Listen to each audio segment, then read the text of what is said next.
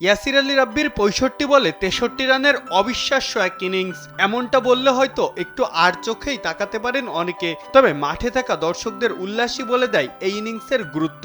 সিলেটের সবুজে ঘেরা উইকেটে যখন একের পর এক নাস্তানাবুদ হচ্ছিল টাইগার ব্যাটাররা, তখন দলের হাল ধরেন ইয়াসির। পেস স্পিন দুটাই সামলেছেন দক্ষ হাতে, তাও আবার আগ্রাসী ভূমিকায়। ৭-৪ আর ৩-৬ ইনিংসে শাসন চালিয়েছেন নিউজিল্যান্ডের এ দলের বোলারদের উপর। কখনোই তার উপর চড়াও হতে দেননি তাদের। ১০৪ রানে ৬ উইকেট হারানো দলকে পার করিয়েছেন ধূসর গন্ডিও।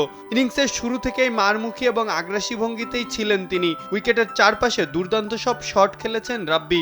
যদিও লিস্টের একটা শর্ট বলে পুল করতে গিয়ে ক্যাচের ফাঁদে পড়ে সাজঘরে ফিরতে হয়েছে তাকে। এখন যে কোনো ব্র্যান্ডের পুরাতন এসি বদলে নতুন ওয়ালটন এসিতে উপভোগ করুন 25% ছাড়। তবে দলের মানটা বাঁচিয়ে দিয়ে গেলেন রাব্বি। অনেক রকম আলোচনা সমালোচনা ট্রলের শিকার রাব্বি জবাবটা দিয়ে যাচ্ছেন ব্যাট হাতেই।